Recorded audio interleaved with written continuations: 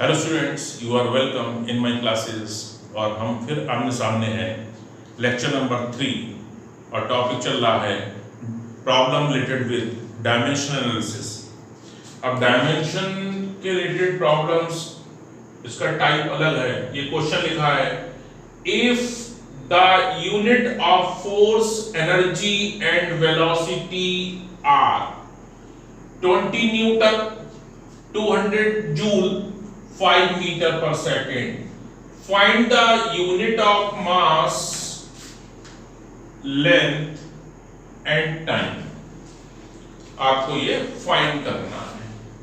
अब आप देखिए कह क्या रहा है। एग्जाम्पल देता हूं।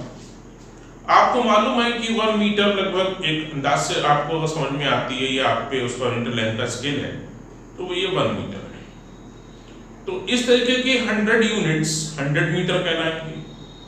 अब एक ये कहता है, तुम्हारा जो फ्रेंड है वो कहता है कि यार मेरे यहाँ तो जो एक नया यूनिट होती है जो आपके 10 मीटर के बराबर हमारी एक यूनिट होती है, 10 मीटर के इक्वल।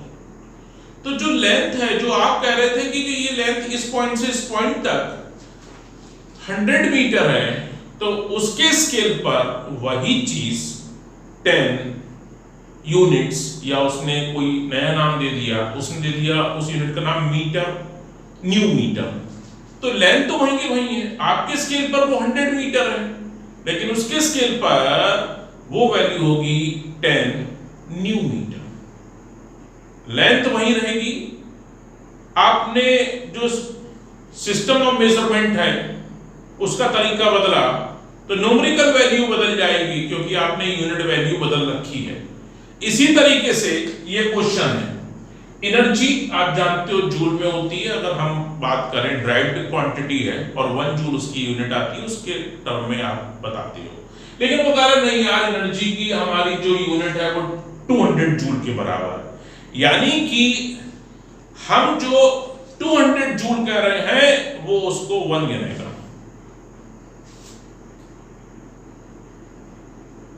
फोर्स 20 न्यूटन, यानी हमारे हिसाब से 20 न्यूटन, उसके हिसाब से 1 हो गया। 20 न्यूटन को के कंपेयर में गिनेगा। सीधी सी बात है भाई। अगर 100 रुपए, एक रुपए की गड्डी, इसमें 100 नोट होते हैं, तो 1 रुपए के हिसाब से 100 होंगे वो। लेकिन अगर 20 रुपए के हिसाब से उन 100 रुपए की बात की जाए तो केवल 5 ही होंगे, क्योंकि वहां यूनिट कितनी है, 20। तो इस तरीके से वेलोसिटी 5 मीटर पर सेकेंड कह रहा है, if the unit of force, energy and velocity, unit of force कितनी है, इतनी, एनर्जी कितनी है, ये। तो आप यूनिट ऑफ मास बताइए। ठीक, इसका एक सप्लीमेंट्री क्वेश्चन ले लेते हैं। पहले क्वेश्चन नंबर 1, इसको हम 2 मान लेते हैं, बाद में करेंगे। क्वेश्चन नंबर 1 कह रहा हूं कि if the unit, if force, energy, force F, energy E and velocity V, एक टर्म उठा लेते हैं, are assumed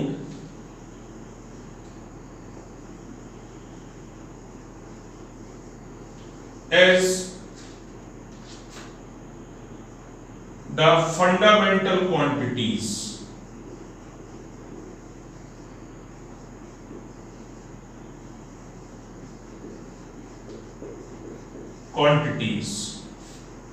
find the unit of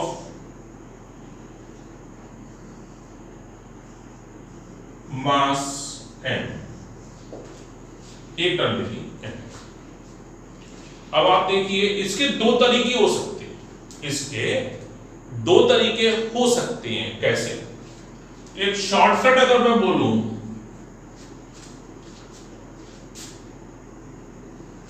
अगर आपको आपको यूनिट ऑफ मास निकालना है। अगर हमें ये क्वेश्चन सॉल्व करना है, a force, F energy, E and velocity v are assumed as a fundamental quantity. Find the unit of mass. सबसे पहला तरीका, आप जेन्युइन तरीके से चलिए, मतलब इस तरह के क्वेश्चन होंगे कैसे। Let m directly proportional f to the power a, e to the power b and v to the power c. m is equal to f to the power a, e to the power b. Here we are considering k is equal to 1. अब आप जितनी भी quantity हैं उनका dimensional formula रख दीजिए।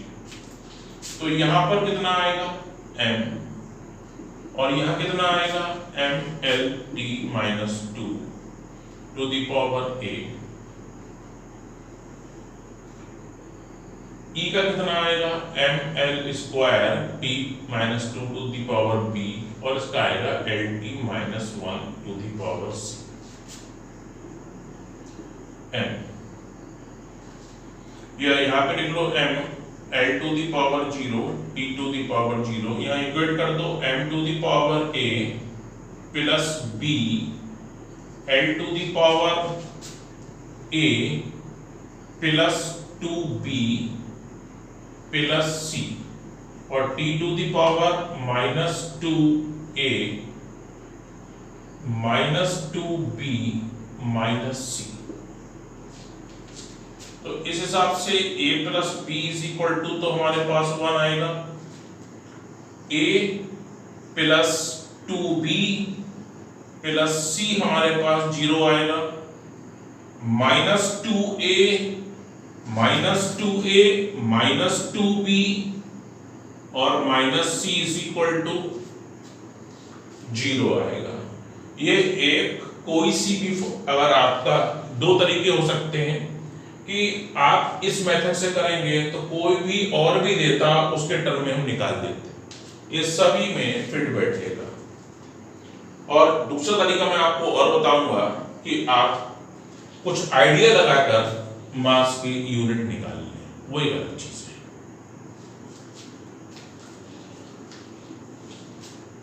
यहां पर इसको सॉल्व करिए a प्लस, तो यहां पर आप एक काम कर दीजिए, 2 से मल्टीप्लाई कर दिए, 2a plus 2b 2a plus 2b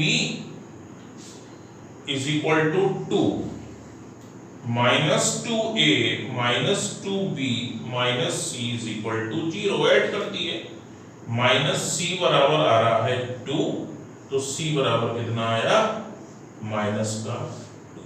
ध्यान दिया जाए, c इज इक्वल टू आपके पास आया है माइनस 2।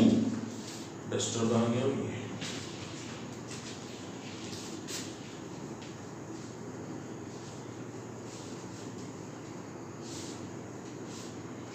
अब आप a और b निकालना है, तो c की आप यहां पे वैल्यू रख दी है, आप a plus 2b minus 2 is equal to 0, a plus 2b is equal to 2, तो a plus b is equal to 1 हमारे पास है, सब्ट्रैक्ट कर दिए, तो b इज इक्वल टू कितना आया, अभी ये सब्ट्रैक्ट होगा 1, b कितना आ गया हमारे पास 1, तो a कितना आएगा, a plus 1 is equal to 1, a is equal to आएगा हमारे पास 0। चेक कर लिए एक बार, भाई गलती तो नहीं हुई, a कट गया, b आया, एक कम यहाँ पे हुआ, एक आ गया 1 आ गया, ठीक है। अब इसकी आप वैल्यू रख दिए, तो m इज इक्वल टू आएगा f to the power a, जो कि कितना है 0 है। दूसरा है आपका b to the power v कितना है भाई, v 1 है, तो हमारे पास कितना था, e to the power v था, ये आ गया आपका 1। और तीसरा कौन था भाई इसमें, वेलोसिटी, वेलोसिटी की पावर कितनी थी, c, और c कितना है आपका -2, चेक कर लिए आप, a 0 है, ये आ गया, b 1 है, ये आ गया आपका, और c कितना है -2, वो आ गया।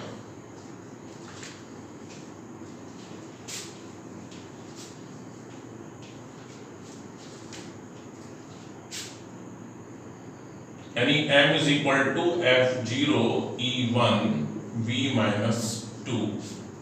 दोबारा से लिख दिया कि कहीं आपका ये फिगर में, पिक्चर में कट रहा हो, दोबारा लिख दिया m ये आया e अपॉन v स्क्वायर, कितना आया e upon v square. e कितना आया हमारे पास, जरा देखिएगा वैल्यू में, e कितना है, वो तो पहले दूसरा सवाल है, जरूरत ही नहीं है। ई आ गई आपकी यूनिट ऑफ, या ऐसे लिख दिए ई वी की power -2, this is unit of mass.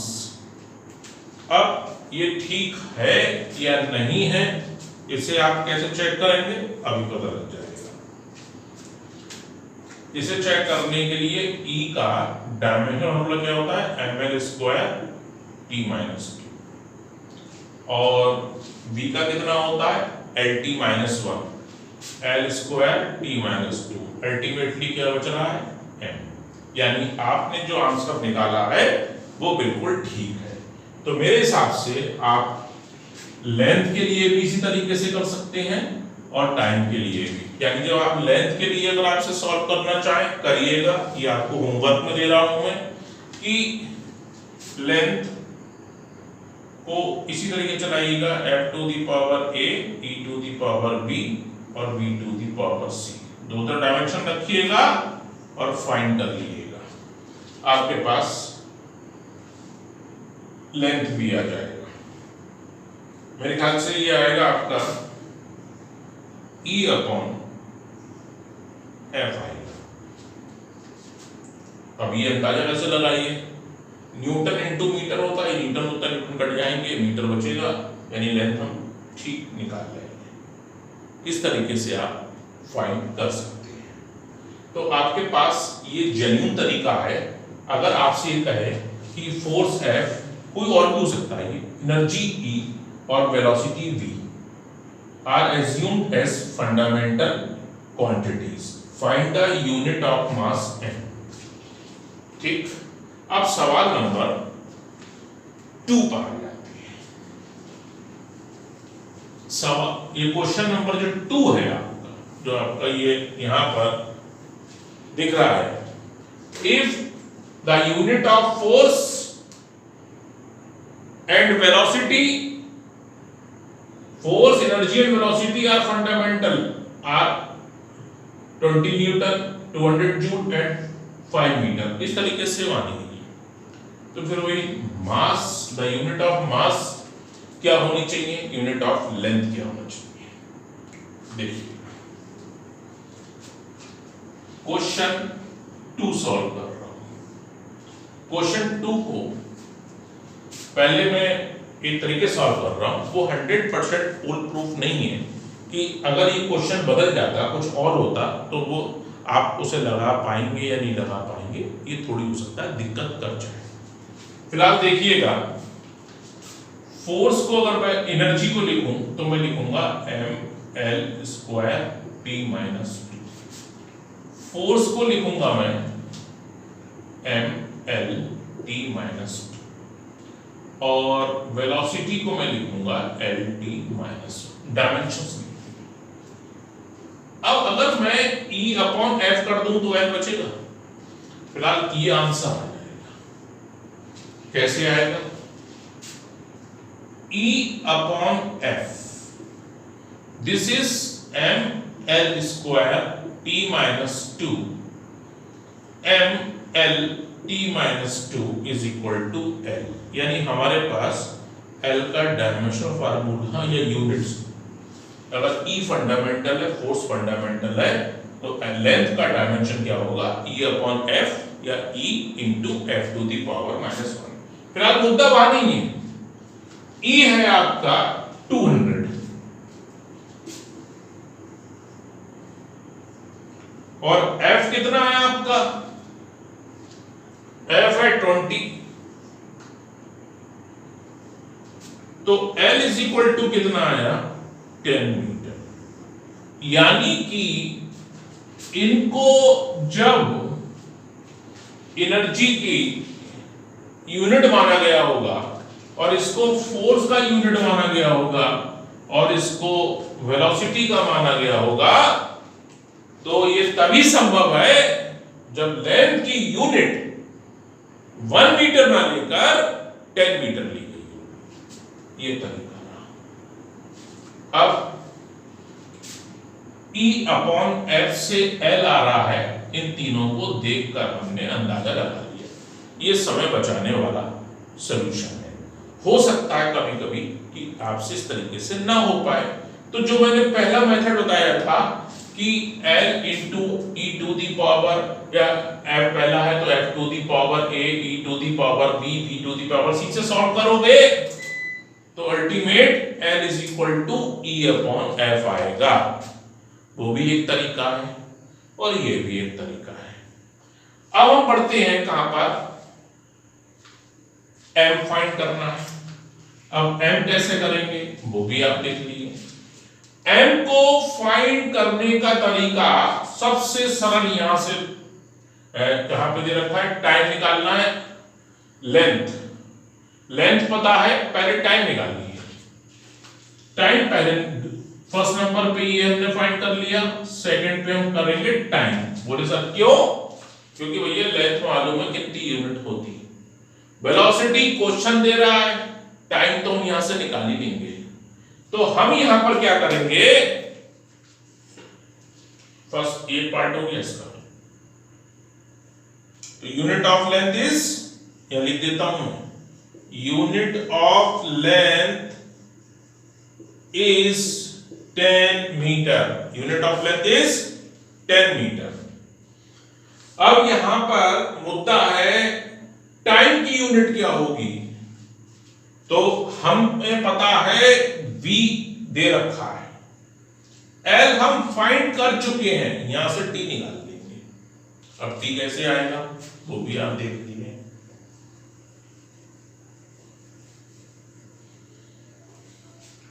v is equal to L T minus 1, तो भाई t इज इक्वल टू कितना हो गया, ये यहां जाएगा, t is equal to L upon v आ रहा है।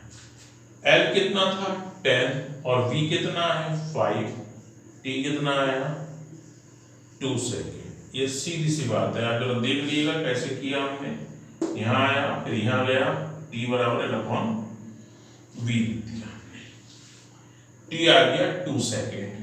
यानी कि लेंथ 10 मीटर लेंगे एज ए यूनिट और t 2 सेकेंड। बोले आपके 1 सेकेंड होता होगा, हमारे यहां आपके 2 सेकेंड के बराबर हम 1 गिनते हैं, आप समझ लीजिए।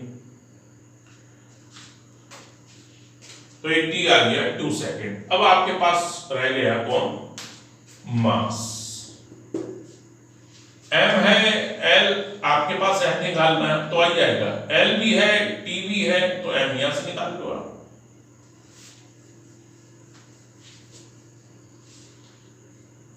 F is equal to m L t minus 2, तो m कितना हो गया F upon L t minus 2। ठीक, अब F यहां पर एल टी माइनस 2 है तो यहां पर लिख लो आप चाहो तो F t square upon L। F कितना है आपके पास, F है आपके पास 20, t कितना निकाला था 2 और वो यहाँ स्क्वायर है, और L कितना आया था 10, तो ये 2 बचा और 2 ये हुआ 8। M आया आपके पास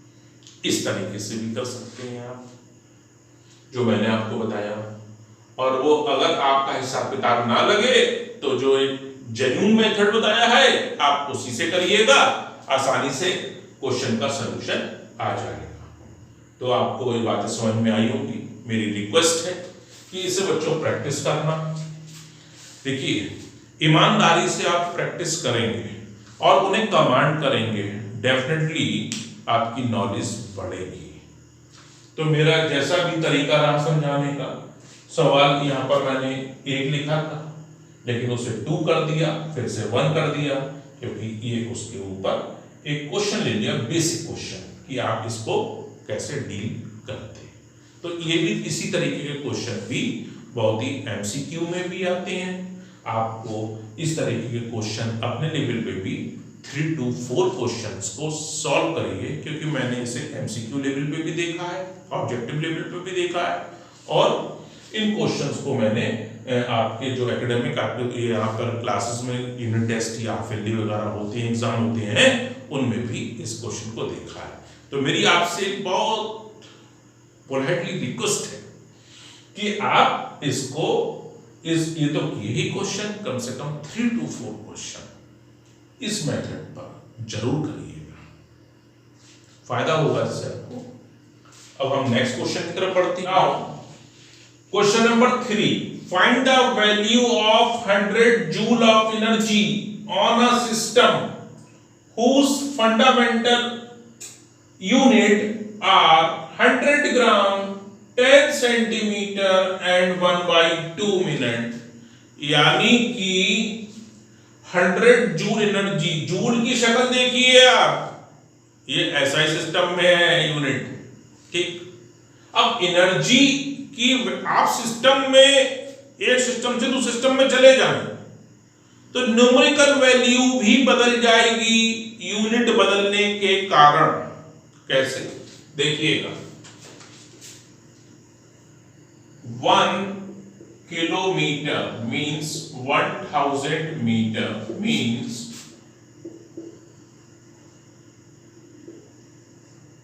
दिस इज 1 लाख सेंटीमीटर, और मीटर लिख सकते हैं। अब आप ध्यान से देखिए, यूनिट किलोमीटर है तो वैल्यू 1 है। अब ए और बी के बीच डिस्टेंस है 1 किलोमीटर। आपकी मर्जी, आप किसी भी सिस्टम में एक्सप्रेस करें, लेकिन ये लेंथ थोड़ा बदल जाएगी। आपने यूनिट को छोटा कर दिया, देखिए न्यूमेरिकल वैल्यू ग्रेटर हो गई, यानी लार्ज हो गई। यूनिट को और छोटा किया तो न्यूमेरिकल वैल्यू और बढ़ गई। लेकिन कंक्लूजन ये है कि न्यूमेरिकल वैल्यू और उस सिस्टम में ली गई यूनिट, ये प्रोडक्ट कांस्टेंट रहेगा फॉर एनी सिस्टम। आप अपनी मनपसंद का कोई भी सिस्टम ऑफ यूनिट चुन लीजिए, लेकिन न्यूमेरिकल वैल्यू उस सिस्टम में यूनिट का जो प्रोडक्ट आएगा, यूनिट छोटी ये वैल्यू बढ़ जाएगी, यूनिट बड़ी है तो ये छोटा हो जाएगा, लेकिन प्रोडक्ट कांस्टेंट रहेगा। अब हम सवाल पे आ जाते हैं। क्वेश्चन कह रहा है find the value of 100 joule. एक नए सिस्टम में बताना, ये 100 तो आएगा नहीं, of energy on a system whose fundamental unit 100 ग्राम तो फंडामेंटल मान रहा है, 1 ग्राम तो भी नहीं, आपके 100 ग्राम को फंडामेंटल मान रहा है। लेंथ में 10 सेंटीमीटर लेंथ को फंडामेंटल मान रहा है, और टाइम में हाफ मिनट को फंडामेंटल मान रहा है। तो इस तरीके का सवाल करने का सही तरीका क्या होता है, देखिए, सबसे पहले क्वांटिटी डिसाइड करिए, कौन सी क्वांटिटी के बारे में बात कर रहा है। ये बात कर रहा है एनर्जी के बारे में, तो आप सबसे पहले एक काम करिए, एनर्जी का डायमेंशनल फार्मूला लिख दीजिए, पहला स्टेप। दूसरा स्टेप, दो सिस्टम है यहां पर, एक ये सिस्टम है, जाना पहचाना लग रहा है, बोले सर क्यों लग रहा है, भाई यूनिट जूल है, पहला सिस्टम ऐसा ही है। तो फर्स्ट सिस्टम में बात करें, सिस्टम 1,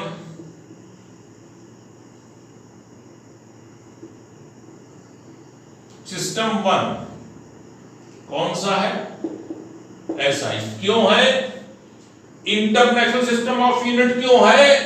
क्योंकि जूल बता रहा है अभी। इस हिसाब से अगर हम मास की बात करें m1 तो काय में होगा kg और सिंपल 1 kg।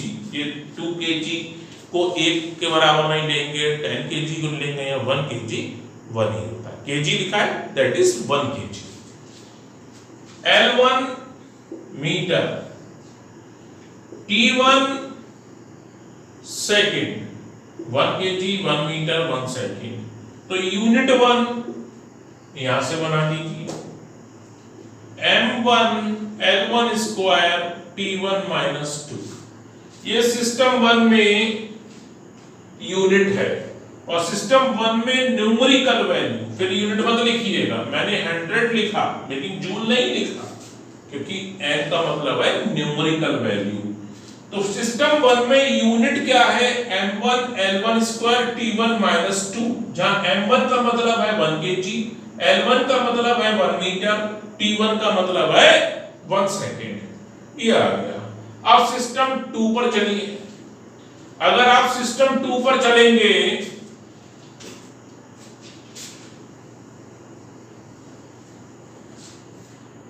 यही लिख रहा हूं मैं, ये ऐसे हटा देते हैं सिस्टम 2, यहीं पर फिर से दिखाते हैं सिस्टम 2।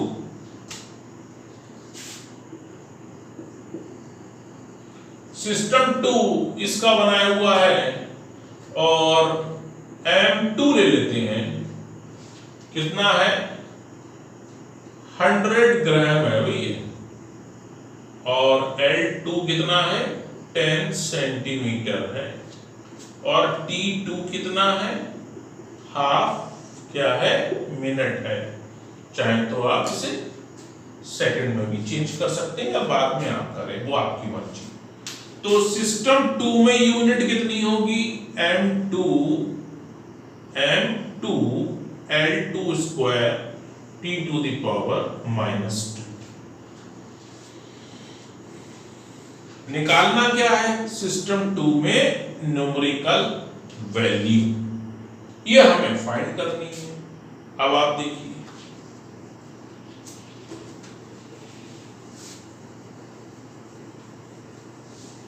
फार्मूला क्या होता है? Numerical value into unit value is constant and for any system, certified system हो जो आपकी बुक में लिखा रहता है, या आप अपने घर के हिसाब से मान लें। बोले साहब मैं तो मानता ही नहीं, मैं तो इतने आपके ये 10 मीटर को 1 मीटर लेंथ मानता हूं, क्या करूं? रोक लोगे आप? नहीं रोक पाओगे। तो वो आपके घर में चल सकता है सिस्टम, या आपकी पसंद का सिस्टम चल सकता है। तो हमने भी भाई यहाँ पर n u कांस्टेंट है, इससे फार्मूला बनेगा n1 u1 is equal to n2 u2, ये बनेगा n1। यहां पे आपको n2 निकालना है। n1 कितना हो गया? n2 is equal to n1 u1 upon u2। n2 आएगा n1 u1 कितना है आपका? m1 L1 square T1 minus 2, और u2 कितना है? m2 L2 स्क्वायर T2 की पावर माइनस 2। वैल्यू रख दो भाई। n1 कितना था? लिखा नहीं है, देख लीजिएगा, मेरे दिमाग में है शायद 200 वैल्यू थी, अगर मैं गलती कर गया हूं देख लीजिएगा, क्योंकि लिखा हुआ नहीं है इस समय ना, तो अगर 200 है। m1 अपॉन m2 लिख सकते हो, इसे L1 अपॉन L2 का होल स्क्वायर लिख सकते हो, इसे T1 अपॉन T2 की पावर माइनस 2। अगली बार में रख देंगे ये n1 ही रहते हो, ये आपका पास आ गया। अब आप वैल्यू रख दीजिए यहां पर। वैल्यू कैसे रखेंगे? Value n2 is equal to n1 200, first system में न्यूमेरिकल वैल्यू 200 थी। m1 ये आपका केजी था, और यहां पर M2 क्या है, 100 ग्राम है। चलिए आगे बढ़ते हैं। L1 क्या था, मीटर था, और यहां पर क्या है, 10 सेंटीमीटर है स्क्वायर। T1 क्या था, सेकंड था, यहां पर कौन है भाई, हाफ मिनट है, पावर -2। सिंप्लीफाई करके इतना आप कर सकते हैं, केजी को कन्वर्ट कर दिए, जानते हैं 1000 ग्राम, मीटर को लिख दिए 100 सेंटीमीटर, और ये कितना है, 10 सेंटीमीटर का स्क्वायर। सेकंड 1/2 या 1/2 मिनट को डायरेक्ट लिख देता हूं मैं 30 सेकेंड, पावर -2। यूनिट ये कट गई, ये यूनिट कट गई, ये यूनिट कट गई, कैंसिल हो गई।